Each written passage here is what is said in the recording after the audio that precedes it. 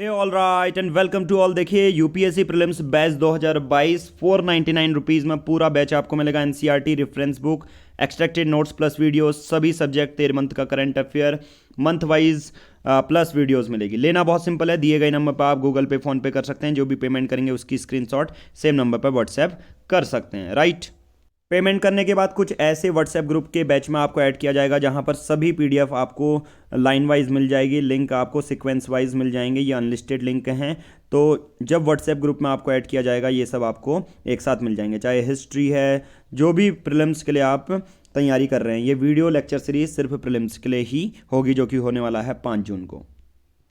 आगे जितनी भी वीडियोस आप देख रहे हैं, जितनी भी पीडीएफ आप देख रहे हैं, वही सिमिलर पीडीएफ और वीडियोस आपको व्हाट्सएप ग्रुप में व्हाट्सएप के थ्रू दे दिए जाएगी। Thank you, have a nice day. But PR publication की मोबाइल एप्लीकेशन आप डाउनलोड कर सकते हैं, साथ ही साथ चैनल को सब्सक्राइब कर लीजिए और हमारी वेबसाइट एड्यूप्सा से भी आप परचेज कर सकते हैं। Thank you, have a nice day. Hey all right and welcome to all in today's class. Now देखिए आज की इस वीडियो में एक ही हमारा टॉपिक रहने वाला है एंग्लो मैसूर वॉर्स।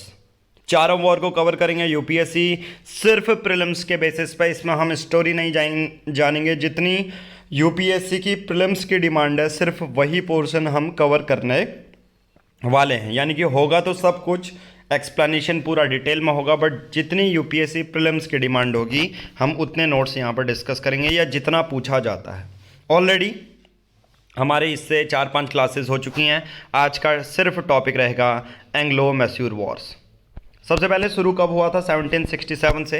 इससे पहले हमने बैटल ऑफ बक्सर पूरा कर लिया। उसी सिमिलर पैटर्न में जिस बेसिस पर क्वेश्चन आएंगे वो cause of war battle of Buxar में भी पढ़ा था।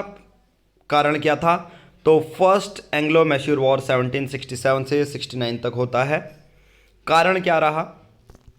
1766 में East India company joined the Nizam ruler of Hyderabad against, ठीक है, against Hyder Ali in return for the cession of the northern Circars. Circars क्या हैं? कुछ नहीं, जो जोग्राफी मैंने पहले भी बोला है ना, जैसे एंशियंट हिस्ट्री में जिसके बाद जितनी गाय उतना अमीर, वैसे ही यहाँ पर जितनी ज़्यादा टेरिटोरियल एरिया वो उतना ज़्यादा पावरफुल। तो कारण क्या रहा एंग्लो मैसूर वॉर होने का? एक्चुअल में क्या हुआ था, लड़ाई टेरिटोरियल एरिया के लिए थी। अब इसमें क्या है, हैदराबाद का जो रूलर था निज़ाम, वो किसके अगेंस्ट था? हैदर अली के, मैसूर के रूलर के अगेंस्ट। दोनों के बीच में ज़मीन को लेकर पंगा हुआ। अब इस पर जब ईस्ट इंडिया कंपनी को बैकेंड से एनालिटिक्स मिली कि हैदर अली जो मैसूर है वो तो बहुत तगड़ा राज्य है भाई साहब, बहुत तगड़ा कंट्रोल किया है, तो मैं क्या करता हूँ, निज़ाम के साथ मिलकर सबसे पहले किसको हराता हूँ? मैसूर को ही हराता हूँ। हुआ देखो, एक्चुअल कॉज, एक्चुअल जो वॉर था वो निज़ाम और मैसूर के बीच में है, हैदराबाद और मैसूर के बीच में। हुआ कब एंग्लो मैसूर वॉर? जब 1766 में ईस्ट इंडिया कंपनी ने जुड़ गए। समझ में आ रहा है? एंग्लो मैसूर वॉर होता ही नहीं, पर सबसे पहले कारण यही था, जो है नॉर्दर्न सरकार्स जो है टेरिटोरियल, उसका सिसेशन, किसको कितना देना है, ज़मीन का पूरा बंटवारा डायरेक्ट मान लो। किस किस ने पार्टिसिपेट किया? वही British along with Marathas and the Nizam of Hyderabad declared war on Mysore. हमेशा यही चलते आ रहा है, ईस्ट इंडिया कंपनी की यही टेक्निक है, जो एक मजबूत राज्य है उसके अगेंस्ट वॉर छेड़ दो, और जो दो दूसरे हैं सब्सिडरी वाले, मतलब जो अलग सेकंड और थर्ड हीरो, साइड हीरो हैं, उनको अपने साइड कर लो। तो ब्रिटिश मराठा को तो उन्होंने उससे पहले भी लिया, निजाम ऑफ हैदराबाद, इन सब ने किसको डिक्लेयर कर दिया? मैसूर। हालांकि अपने इंटरनल, ये मैसूर, मराठा और हैदराबाद के अपने इंटरनल भी कुछ डिस्प्यूट थे, तभी ये प्रोसेस हुआ। हालांकि इतना नहीं जानेंगे, एक सिमिलर 3 लाइन के बेसिस पे कि इनके पीछे डायरेक्टली ईस्ट इंडिया कंपनी ये फॉलो कर रही है। पैटर्न तो यही फॉलो है, बट सबके पीछे कहीं ना कहीं कल्चरल रीजन अलग है, रीजनल रीजन अलग होते हैं, ठीक है। बट रिजल्ट ऑफ वॉर, सबसे पहले एंग्लो जो मैसूर वॉर है, Hyder Ali was able to bring the Marathas and the Nizam to his side.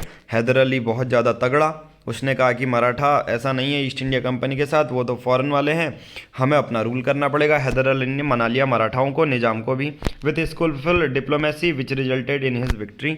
First Anglo Mysore war में जीत गए।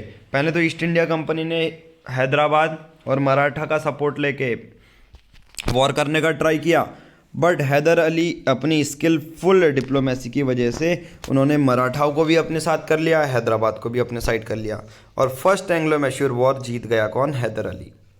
इन 1769 ट्रीटी ऑफ मद्रास वो signed which brought an end to the war. एक ट्रीटी साइन हुई और जिसके बेसिस पे ये वॉर डिसकंटिन्यू हो गया। अब कोई कहेंगे यार 1767 से 1769, 67, 68, 69, 3 साल जो वॉर लड़ा, क्या वो कॉन्टीन्यूस वॉर होता? नहीं, 2 दिन का रेस्ट, 3 दिन का रेस्ट, मतलब सोच रहे हो वॉर तो चल ही रहा है, डिप्लोमेसी के बेसिस पर खाना बंद है, मतलब सिमिलर वॉर, पर एक कंसिस्टेंट लड़ाई नहीं। ठीक है, अपना बेस कैंप बना लेना, उस पर लड़ाई चल रही है, कभी कभी अचानक से हमला हो जा रहा है, तो तभी ये 3 साल के, 4 साल के, 7 साल के युद्ध हुआ करते थे, राइट।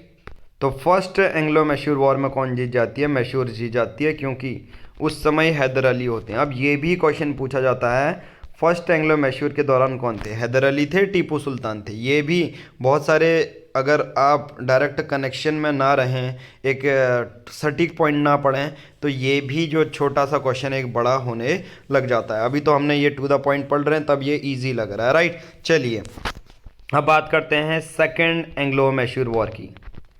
अब ये देखो इतना गैप, 69, 70, 10 साल के बाद फिर से होता है, क्योंकि इसके पीछे कहीं ना कहीं एक सडन कारण तो होता है, बट उसके पीछे एक बैकएंड में बहुत बड़ी स्टोरी चल रही होती है किसी एक बड़े वॉर के होने से पहले। अब सेकेंड एंग्लो मैसूर वॉर कैसे होता है, उसके पीछे कारण क्या है? मराठाओं ने अटैक कर दिया मैसूर में 1771 में, but the British refuse to honour the treaty of Madras and did not give support to Hyder Ali. Simple सी बात है, जो एंग्लो मैसूर वॉर में हारने के बाद एक ट्रीटी ऑफ मद्रास हुई थी जिसमें बोला गया था ईस्ट इंडिया कंपनी सपोर्ट करेंगी, बट अब क्या हुआ? मराठा और मैसूर, फिर से वही मराठा और मैसूर के बीच में वॉर हो गया और मराठाओं ने अटैक कर दिया 1771 में। ब्रिटिश ने किसी का सपोर्ट नहीं करा। Hyder Ali forged an alliance with the Nizam and Marathas and defeated the British forces in Arcot. वही चीज़ है, ब्रिटिश ने रिफ्यूज़ करा मद्रास की ट्रीटी को कि हम नहीं मानते। अब इसके बेसिस पे ब्रिटिश फोर्सेस को जो आरकोट में हरा दिया गया। रिजल्ट क्या रहा? एज पर treaty of Mangalore both parties agree to return the captured territories and prisoner to each other. एक दूसरे के जो प्रिजनर हैं, एक दूसरे के जो साथी हैं, उनको वापस कर दिया और टेरिटरी जो कैप्चर की थी वो भी वापस कर दी। तो सेकंड ऐसा ही निकल गया, उसमें भी एंग्लो हार गई। थर्ड एंग्लो मैसूर वॉर हुआ 1786 से 92 के बीच में। अब यहाँ से टीपू सुल्तान आ जाएंगे। देखो थर्ड एंग्लो मैसूर वॉर से आएंगे Tipu Sultan. Tipu Sultan who assumed control of Mysore after Hyder Ali death had French help in bettering his military resources. माना जाता है टीपू सुल्तान ने जो अपने ऑफिशियल्स हैं उनको ट्रेन किया था फ्रेंच लाइनअप में। Tipu declare war on the Travancore in 1789। और ट्रेवंकोर में ही क्यों? क्योंकि ट्रेवंकोर एक फ्रेंडली स्टेट था ब्रिटिश के लिए। टीपू सुल्तान और English led by the Lord Cornwallis. देखो अभी तक बंगाल में रॉबर्ट लॉर्ड क्लाइव का नाम आ रहा था, बट अब किसका नाम आ रहा है? Lord Cornwallis. कब से? थर्ड एंग्लो मैसूर वॉर से। ये छोटे छोटे फैक्ट है। देखो ये हालांकि अगर आप स्पेक्ट्रम पढ़ेंगे ये चीज़ें आपको बहुत, जब लाइन बाय लाइन 15 लाइन पढ़ोगे तब एक छोटा सा फैक्ट मिलेगा। सोच रहे हो ये वीडियो हमारी आपके 1 घंटे के टाइम को कितना कम कर दिया। अब ट्राई ये करना, मैं टॉपिक वाइज करवा रहा हूँ पूरी क्लास, तो उस टॉपिक से एमसीक्यू ट्राई करना कि वो एमसीक्यू कर पाओ आप, ठीक है। तो Tipu Sultan who assumed control of Mysore after Hyder Ali death had French help in bettering his military resources. Tipu declared war on Travancore in 1789। और ट्रेवंकोर पे ही क्यों? क्योंकि वो फ्रेंडली स्टेट है ब्रिटिश का, right. Participants of the war Tipu Sultan and English led by lord Cornwallis. Result of the war क्या रहा? The war ended with the treaty of Seringapatam in 1792।